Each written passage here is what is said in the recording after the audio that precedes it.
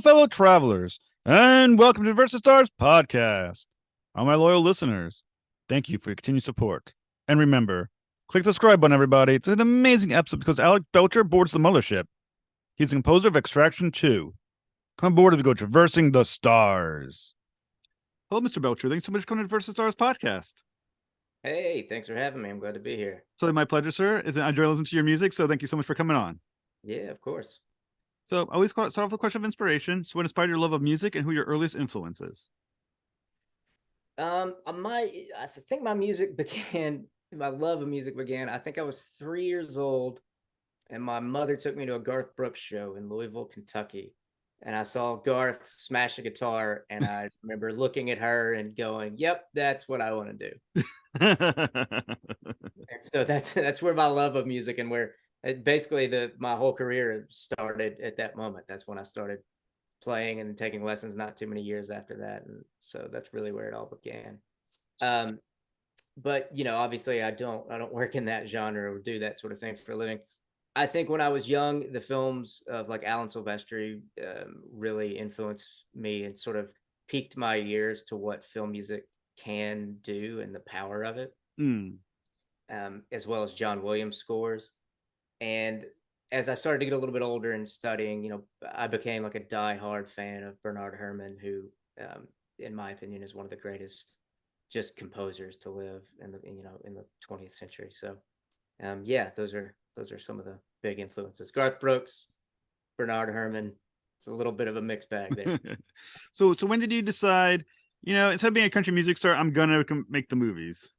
Well, I never really wanted to be an artist, and I never really wanted to do country music or anything like that. But I knew I wanted to do music, and I started studying classical. I played trumpet and classical guitar as a child, and I was also working in theater, acting at a local professional theater as a child actor. And I knew I didn't really have the talent or the looks to do that for a living, and I never really wanted to.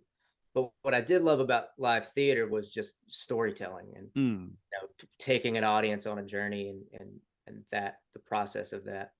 And so, as I got a little bit older and I was doing theater and I was studying music and starting to think about what sort of a career in music that I would want to do, film music just made a lot of sense because it got to combine, that love of storytelling, but doing it with music, as well as my love for films and all things storytelling. So that's really, so it was just kind of one of those. It wasn't an aha moment. It just made complete sense to sort of pursue that.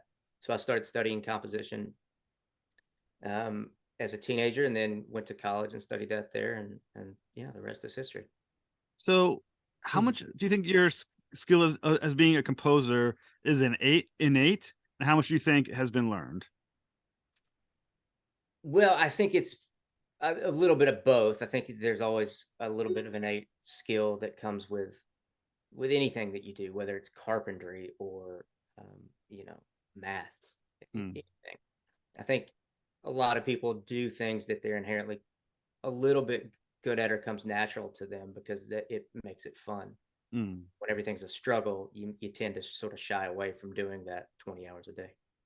But what I will say is I am by no means a good or like the best composer. I know so many of my friends and colleagues who are way better than me. But the one thing I do think is a little maybe more innate that I think I do somewhat well is storytelling and using music to do that storytelling, which again is why I didn't really want to be a performer, didn't want to be an artist, because I knew I'm like that. I know what I'm good at, and it's telling story with music. And so I think that always for me has been what I feel most comfortable doing. And then everything else sort of comes second, the orchestration and the writing and the harmony and all of that. So, as someone once again who composes music, once again you're using more. Like I said, you said you started with was it a trombone, and you said the guitar. Now, obviously, Trumpet and guitar, yeah. trumpeting the guitar. I mean, obviously, you're using a lot more instruments than just that when you're composing. How familiar are you? Do you have to be with all these other instruments then? It's a lifelong endeavor being a composer. And I think most composers would tell you it's one of the few jobs that you get better at the older you get. For that very reason that you point out, there are so many instruments involved in composing music. And you do have to be familiar. If you're going to write for them, you have to be familiar with them. And that comes with studying a lot of orchestration, getting to know musicians and working with world-class musicians, I've been very honored in my career and very lucky to work with some of the best musicians in the world that play the music that I write. Hmm. And on every film, I learned something in the scoring sessions. And that, even though I may not play violin, I know enough about it to write for it and maybe eke out, play a little bit of a tune. But when you put your music down on the stand of these world-class Hmm. musicians, then you really sort of make discoveries. And that's what I try to do is I try to go, okay, I notice that when I write this way or like that, I don't quite get the result I want, but I see Everton, who's the leader that I always work with, I see he's capable of doing this. So maybe, and that informs my writing. And so it's a process. And every film you do, you learn more about it. And that comes with Hmm. studying, listening, studying scores. And, most of those instruments, I've got a viola, cello, violin. And when I write something, I'll sort of get it under my fingers, even though I can't play it, just to sort of get an idea for it. And it's, just a process, and you get better the more you do it. Now, this is something I ask a lot of composers because I'm always curious about philosophy. Some composers, like I said, we mentioned John Williams, likes to have their music very prominent in the score, while other composers like Hans Zimmer seems to be very subtle, kind of like weaves it in kind of a subtly into the scene. What's your opinion on music in a soundtrack? Should it be something that is very prominent and obvious, or you wanted something kind of subtle and kind of like more like weave into the structure? It all depends on the film. Every film is going to call for something else. And I think a lot of the times, composers become known for a certain sound, but Hmm. so when you talk about Hans's music, yeah, those examples are great. When you think of Interstellar, when you think of The Dark Knight, but Hmm. then you also remember he also wrote Cool Runnings and Driving Miss Daisy, Hmm. Rain Man, and The Holiday. So we do a lot of different things, all depending on what the movie calls for, and then we get Hmm. known for something because one of those projects blows up. But really for us and growing up in that Hans camp, working there for however many years, that was one thing I really learned from him was you got to listen to the film. You can't do your own thing. Hmm. No one's really going to the theater. I remember Hans saying once that the composer is never bigger than the film. It doesn't matter. Even if Hans Zimmer did a college director's, first little indie movie with a budget of $500, it's not about Hans. It's not Hans concert music. Hmm. It's a different thing. So you're always subservient to the film. So you got to look at the film, talk with the filmmakers, and see what does this film warrant with the music. How can Hmm. music help tell this story? And does it need to be out front? Is it a film where you really need to push and the music needs to do a lot of the storytelling, or is there a lot going on screen and music just needs to take a little bit of a back seat? So yeah, Hmm. I always default to the film and to the filmmakers because it's going to vary quite a bit on each one. Now, you've provided additional music for some of my favorite all-time movies, Kong Skull Island, which I absolutely love, Captain America: Civil War, Captain America: The Winter Soldier, which may be one of my favorite comic book movies of all time. So, what do these experiences teach you about composition, and what does it mean to give it when it says additional music to one of these projects? Well, additional music is, as it sounds, you're writing music, but there's a lead composer who's producing that and going over every bar and saying, use this theme here. And, it's such a feat to Hmm. write music for an entire film. So it takes a team, especially in the last 20 or 30 years, the amount of time that we have to do that. So it takes a team of people. So you're working underneath the lead composer. They're going, pouring over every single note, guiding you, looking at picture. And so while they're doing that to help you sound like them and do that sort of thing, you're learning a lot from them. And I got really lucky that, my mentor, Henry, who I co-wrote Extraction 1 with and Extraction 2, learned a lot from him. And, doing additional music on those films, you learn a lot, not just about the intricacies of music theory and things like that. That's a lot of what college is for. Um, but what you do learn is the politics of doing a score. Music is so subjective. It's really, really hard when you're young to sit in a room and play a piece of music that you're really proud of and then have it thrown out. Mm. And there's a part of you that goes, well, I'm the musician in the room. Like, what? But again, it goes back to that thing that sort of Hans said. It's not about the music; it's about the film. So you got to Mm. focus that, and that's a thing you can really only learn from being in the room. And I was very lucky when I was young that Henry put me in the room and let me watch the politics of that. and how to work with Mm. a collaborative team to get the end result, which, he's had a lot of success. We've had a lot of success. And I think that just speaks to his nature of collaborative filmmaking, because no one Mm. makes a movie by themselves in Hollywood. It takes, just sit at the end of a movie and watch the credits. And then there's more people that don't even get a credit that it takes Mm. to do that. So that's the big thing that you learn, on top of all the intricacies of, this is a cool way to orchestrate for, woodwinds. That's a given, but you're also going to learn a lot more when you're doing that job. Now, when you're giving additional music to, like you said, with a lead composer, how much or how difficult is it to write music in that composer's score or voice, and how much is it want to make your own music based on your own voice in, for a particular score when there's a lead composer? Well, it's really not that hard, because I say you want to sound like them, and that's true to a certain extent, but really each score should have its own identity for the film. Hmm. So you're a lot of it is not necessarily, again, you'll have things where, like, the lead composer may like to orchestrate their strings a certain way. That's a Hmm. different thing. The main job is to make sure that your music and the team's music and the lead composer's music sounds like the film, and the Hmm. lead composer is in charge of doing that. That's what their job is going, this is the sound of this film, this is what we are doing, this is the texture and the spirit, and that's the score, and that's the lead composer's job, and that's the hardest job, you know on the team for sure. And then as an additional composer, you're doing other things like, okay, how am I making this? I've got to fit into that. So it's more about the film. And in doing that, you learn a lot. You learn, oh, I might have done this a little bit differently to try to match that. And then when you're out on your own, you sort of adopt that and Hmm.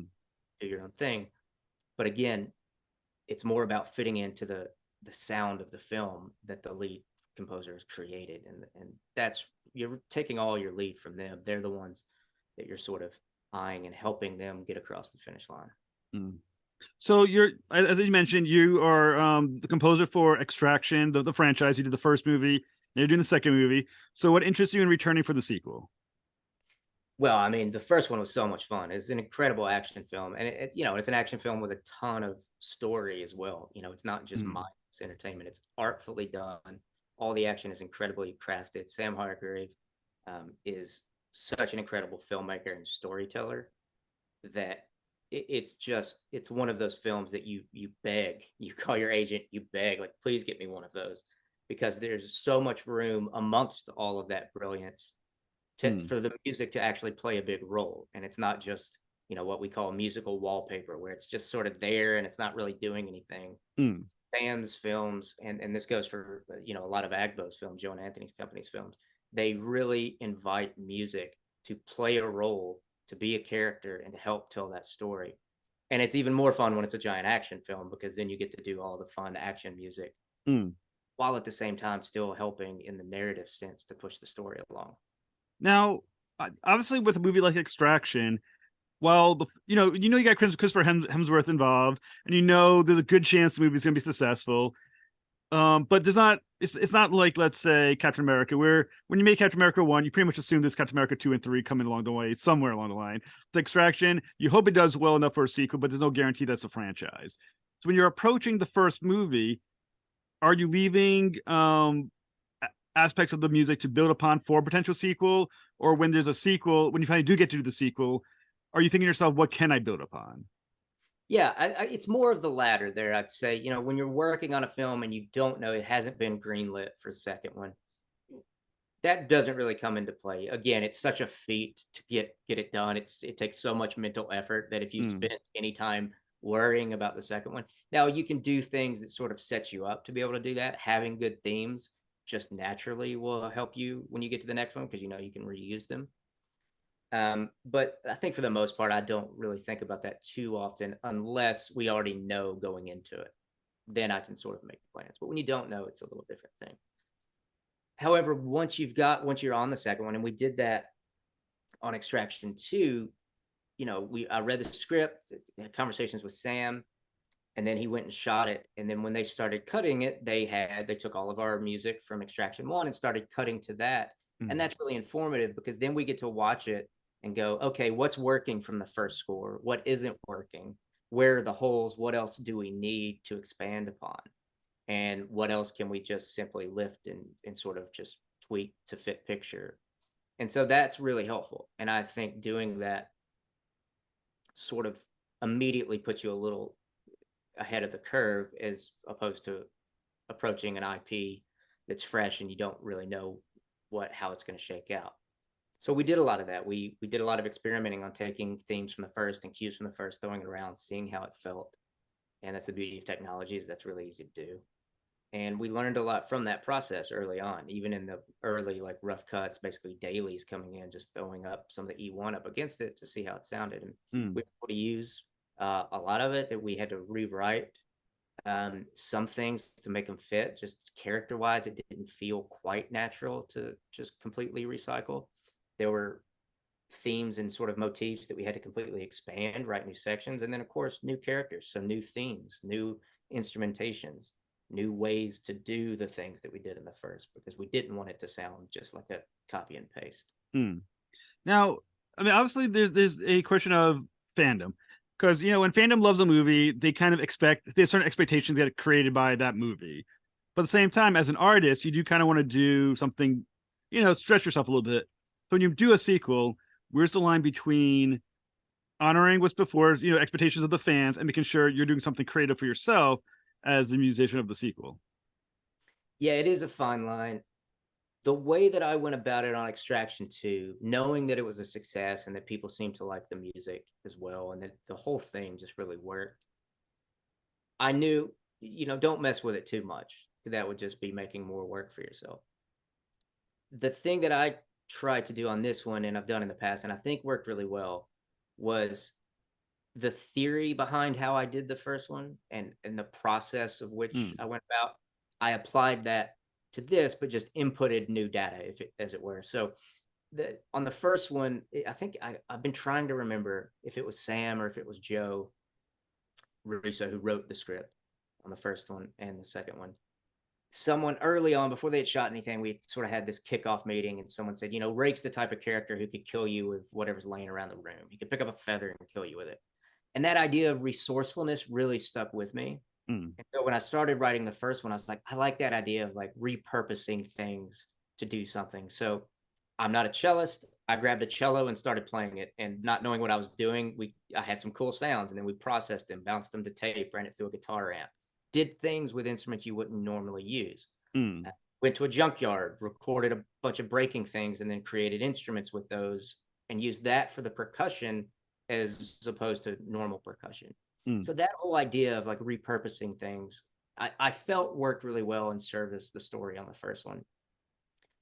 So I sort of did the same thing on this one, and without using the same instruments or anything like that. We did more junkyard perk, but I did different sounds and sort of did a different approach to it. I did a lot of sampling toms, but doing it in a way that you wouldn't normally do. I played viola for the Brothers tune, and again, not a string player, but I played it with the wrong hand. So normally you play it this way, I flipped it and played it that way. And so what you get with them is this weird sort of, you're like, that sounds like a string instrument, but it's bad, but it's creepy and it's haunting and menacing at the same time. And so again, and that all came from conversations with the filmmakers on, hey, what is the story we're trying to tell? Get it as simple as possible. And it came from like a one-off comment from, again, either Sam or Joe, about that idea of misusing something or reusing something. So I took that theory and applied it to this one with new, sort of trying it with different things so that it would still feel like the first score and still feel like that Extraction universe, but be fresh and a little bit different and not just completely recycled. Well, there's a piece of music, and I'm trying. Once again, I don't have the ear for music, obviously that you do, or for instruments. The piece, "It's Over." Is that a violin I'm hearing during that piece? Yeah. The main thing is a cello, and then then the violins come in about halfway through, and the violas come in as well. But Cause I really that's the piece that struck with me, that I really just love that piece. With the string instrument, and I think the part I'm thinking about is the violin. But once again, I'm obviously not an expert in in the sound. That one's a long one, so it's got sort of things all over the place. So how did you approach "It's Over"? That one we knew it's a release. It's without giving too much away for anybody who might be listening who hasn't watched the film yet. It's a release. It's as the title suggests, it's the end of this adrenaline fueled, chaotic hour and however many minutes ride that the film is, that has you on the edge of the seat your entire time. So really what I try to do is start with that idea of like, this is over. It's the exhale. And that's really the sort of mantra that I was like, okay, if the whole movie you're just quietly inhaling the whole time and grabbing the side of your chair and leaning forward, this is the moment that you allow the audience to relax. And as a composer, that's oftentimes what we're doing in a film is we're nodding or subtly, it's the subtle hand in filmmaking that tells the audience what to feel or how to feel or what it's okay to feel in a certain moment. Because you can have a very dramatic scene and with a joke in it, and if you have dramatic music playing under that, people are going to just feel awkward. But if you bring the music out right before the joke, then it makes the whole thing funnier, and it adds a little bit of levity. So a lot of what music is sort of letting the audience know it's okay to feel this, or it's okay to feel that, or you should be feeling this, even though you're not seeing it on screen. The director is asking you to feel this. And so that's what our job is. With It's Over, the whole idea was, it's okay, breathe now. Breathe. They said you did a wonderful job with that one. And I think what I like about the score too is that there's many, you're playing music for a very complex story. In other words, there's a lot of action pieces. There's this ominous pieces, and then there's obviously, as you said, a little more dramatic, a little as you said, in the exhale as well. Is it difficult to make these pieces all feel seamless and cohesive within one film? That is part of, the mission. And at times it can be tricky, but when you've got writing as good as Extraction and Extraction 2, when you've got directors as good, you've got acting as good, it's already, and editing, it's already pretty seamless, and the transitions are good. There are times where, for instance, in the oneers, normally you would have moments with editing to help chapter a big action sequence, like, oh, something happened, let's cut to someone's reaction. You'd have what everyone calls a reaction shot. You don't have that ability. So in this one, we had to do that. We had to chapter this big long oneer with music coming in, going out, coming back in, and going out, to sort of mark those moments. Again, telling the audience, this is a big deal, make sure you pay attention. This is a big deal, make sure you pay attention here. And so a lot of it, it's up to the film, it's up to the director, it's up to the writing. And if you're doing your job well, and if everyone has done their job well, which they did on this one, it's not too difficult, but there can be some tricky moments where the film requires you to do that, and that the filmmaker is asking you to do that. And those are the moments where you have to sort of figure out, okay, how do we combine those two? At the beginning of this film, we're picking up right where we left off at E1. So that was a big sort of question that I had, sort of, where are we at? That we left E1 at such a big moment.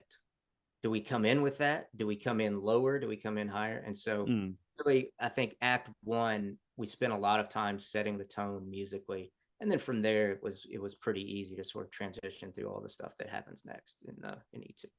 Well, I mean, obviously, the main character, for those who don't, like I said, is played by Chris Hemsworth. His character is Tyler Rake. So how do you develop themes for this character? And when you think about themes for Tyler Rake, obviously where he's, as you said, where he starts in movie 2 is not kind of where he is in movie 1. Are you thinking about continuing the theme that you had in movie 1, or does it feel like a different enough character that the theme is different for him for movie 2? And how did you approach that? Well, this one was a little bit different. And what we learned, Sam and I, on the first one, like before they shot anything, I'd written about 30, 45 minutes of music that once they had shot, they started cutting with, and it was really fun to work that way. And what we realized was that the Extraction didn't call for a lot of character themes, but what it did call for was themes for ideas. So the emotional theme that I wrote for the first one, originally I was like, oh, this is for Ovi, one of the main characters in that. And then once the cuts started coming together, I think it was Sam who pointed out, like, actually, this isn't Ovi's theme. It works over Ovi, but it also works over anyone who's dealing with loss and family. So that's sweet. And I think it's called that on the E1 soundtrack, is families and loss. So that sort of idea, that's how we approached both the first one and this one, was not necessarily giving someone specific themes, but more these general ideas. And that really helped, because anytime you had, if you have Rake's not the type of character, he's not like an Indiana Jones character where when he comes on screen, you want a big triumphant theme. He's a different character, so you want to treat him differently. And so by adding themes to more narrative devices, and treating it like that, what you end up with is themes that kind of work for all characters, but what they're feeling. And what I hope and what I think that does is help tie all those characters together, because there's so much chaos going on. It could be easy to sort of make it feel like every man for themselves, but by using themes that way, what I hope and the goal was to sort of tie everyone together on screen and sort of approach it that way. Like I said, I really did enjoy the soundtrack to Extraction 2. So for our listeners, where can they find the soundtrack for Extraction 2 and what's next? They can find the soundtrack anywhere they stream their music, on Spotify, Apple Music, Amazon, YouTube. Anywhere you would normally listen, it's going to be up there under my name. If you search any of my pages, as well as Henry's, it's posted on both of us. So by all means, go and have a listen. What's next? I'm taking a little bit of a break. We did this one as well as Citadel, another project I did for the Russo brothers, which came out. We did those sort of on the heels of one another. So I'm taking a little bit of time off to take a breath. But I did finish before we started Extraction. I finished a film for one of the co-producers, Ari Costa, who works with Agbo. He co-directed his first film called All Fun and Games. So that's going to be coming out sometime between now and the end of the year. I'm sure I have an email on when, but I probably overread it or misread it. But yeah, so that's the next one coming out. And then, excited to see what happens after that. That's fantastic, Mr. Belcher. Anytime you're ready to talk about a new film, please come back on. You've been fantastic. Will do. It's been a pleasure. Thank you.